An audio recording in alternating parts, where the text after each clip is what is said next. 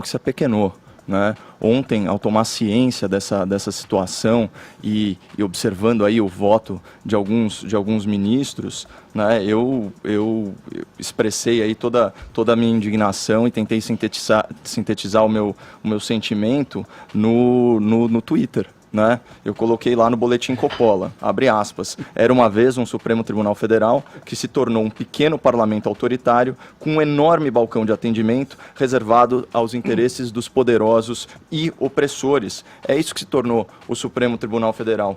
Para que o ouvinte dimensione o tamanho do absurdo chancelado pela maioria dos togados, assistam a íntegra do voto do ministro Luiz Roberto Barroso.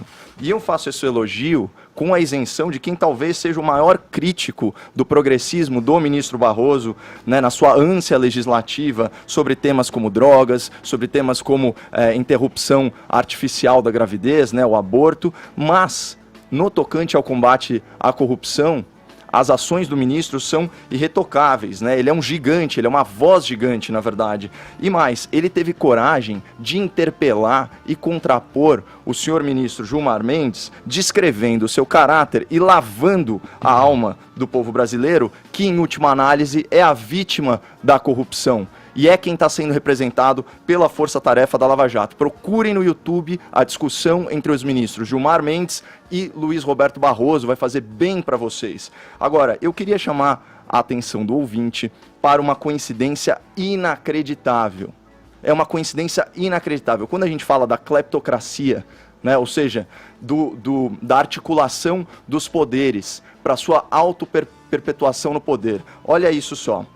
Para quem não sabe, o site The Intercept Brasil ainda existe, né? Embora o Glenn esteja aí um pouco mais tímido, né, em decorrência das suspeitas da sua participação na violação da privacidade alheia e eventual conluio com a quadrilha de hackers. Pois bem, quarta-feira, 25 de setembro, na véspera desse julgamento ilegal no plenário do STF, certo? Que tem o condão de literalmente anular a Lava Jato, o site The Intercept vazou conversas que supostamente apontavam uma proximidade supostamente indevida entre o chefe da força-tarefa da Lava Jato, o senhor Deltan Dallagnol, e o ministro do STF, o Luiz Roberto Barroso. Olha que coincidência!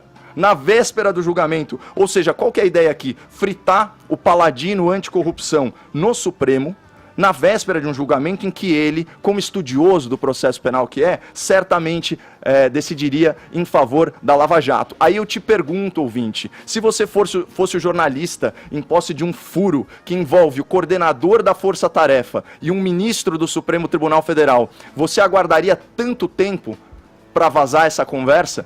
Esse é o furo do século.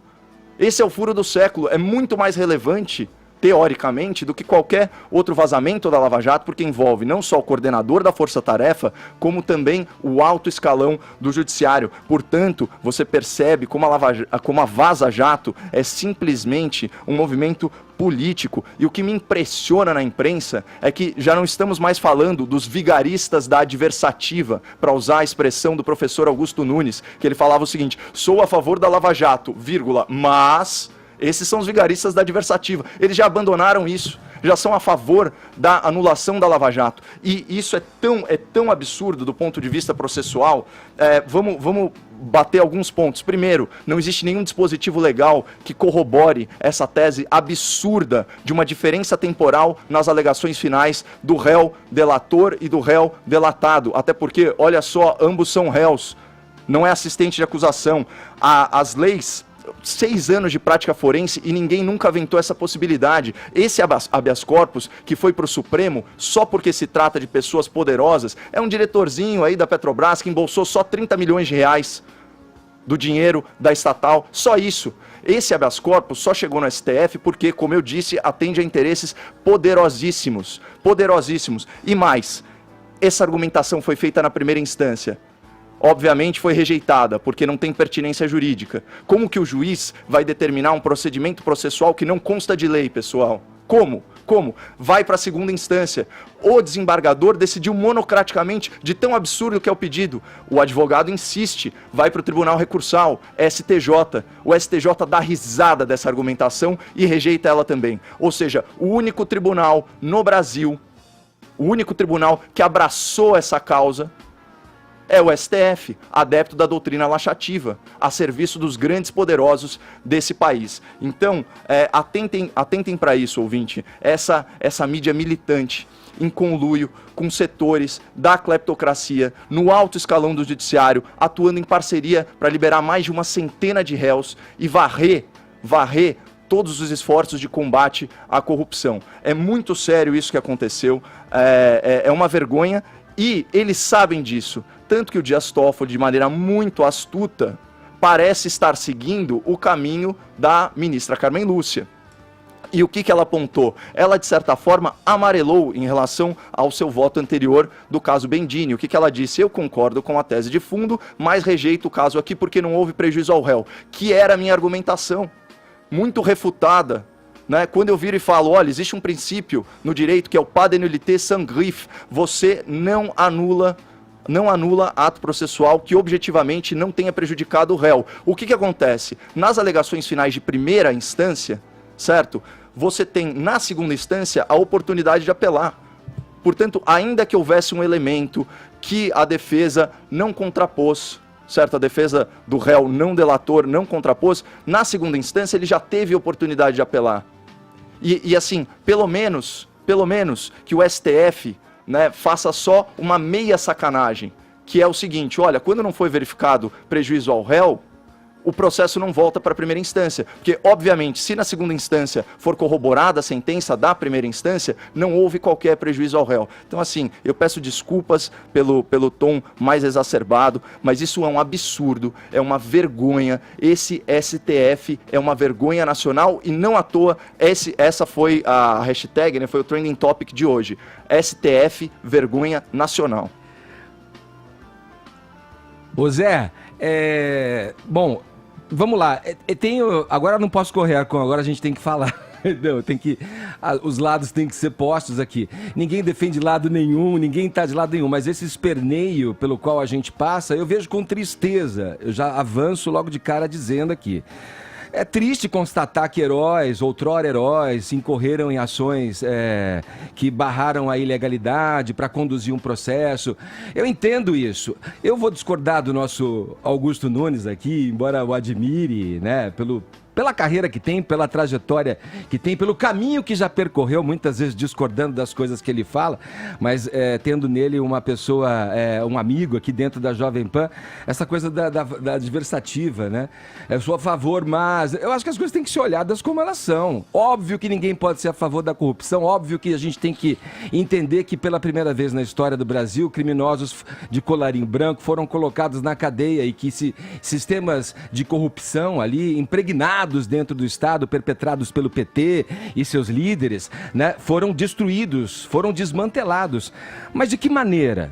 A que custo? A questão e a frase e a domanda, eu falo em italiano, a pergunta que fica é assim, vale tudo para você chegar à lei, para você entender e pôr em execução e fazer justiça? Horas, veja, criminosamente ou não, áudios que foram obtidos de maneira criminosa, tudo, eu entendo que pouco interessa. É o acessório aqui desse nosso discurso, desse nosso embate. O que a gente tem que entender? Ora, quem publicizou porque viu ali um interesse do cidadão saber, dos seus leitores, das pessoas saberem. Vários outros órgãos da chamada imprensa, a grande mídia tão combatida por esse governo, aderiram e acharam relevância e interesse público em divulgar esse material. Se os procuradores conspiraram, manipularam, direcionaram, cometeram atos à margem dos regimentos previstos no Código de Ética da Magistratura, ferindo, então, o Estado de Direito, de ampla defesa, olha, eu acho que é passível da gente expor isso aí, como sempre fiz. Ah, você defende corruptos. Não defendo corruptos. Defendo o devido processo legal e que isso seja levado da melhor forma possível. Pelo que é revelado, pelo pano de fundo que a gente tem do ministro Sérgio Moro, posteriormente aceitando um cargo dentro do governo atual, do Jair Bolsonaro. Esse é o pano de fundo. Aí você tem imagens, você tem mensagens de ações pregressas ali que indicam testemunhas pelo juiz, sugerem provas no processo, investigam por escutas ilegais o escritório da defesa, do réu, procuradores que recorrem informalmente. Vocês devem se lembrar do nome de Roberto Leal, que é auditor da Receita Federal até 2018 em Curitiba, para tentar aí encontrar alguma coisa em pessoas periféricas dos devidos réus que nem estavam na investigação.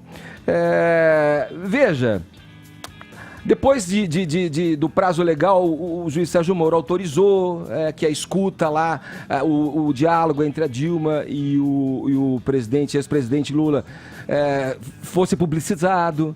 A divulgação da delação de Palocci, dias da eleição, se você junta tudo isso e analisa com um tanto de frieza, horas você vai falar assim, puxa vida, eu que queria que esse combate fosse da corrupção fosse legítimo, foi levado de uma maneira, no mínimo, suspeita. É a discussão que temos.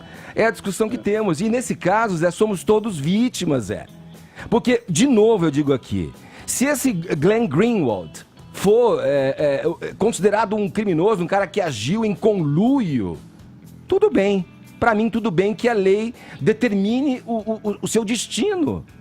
Agora, se esse conluio envolvendo agentes públicos, magistrados, sob a capa e a proteção do Estado, for confirmado, horas, eu acho que aí temos um problema.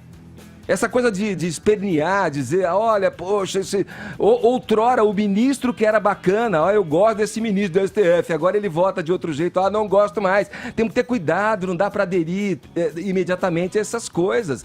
Essa é a verdadeira discussão que temos. Essa é a verdadeira. Nesse discurso, Zé, tem gente mesmo que quer aproveitar isso e chamar lá Lula livre. Tem. Busca base nisso que a gente está falando, busca Lula livre, vai anular um monte de processo. Poxa, mas se o caminho percorrido beirou a ilegalidade, incorreu em ações questionáveis, poxa, triste, hein? Que país que vivemos, hein?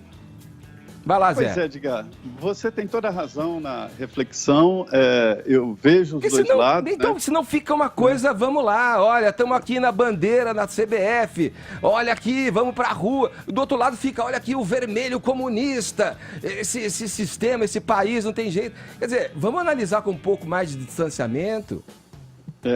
Olha, Edgar, você tem razão na sua reflexão, né? De um lado existe esse raciocínio, de outro de que assume 100% a legalidade da Operação Lava Jato, né?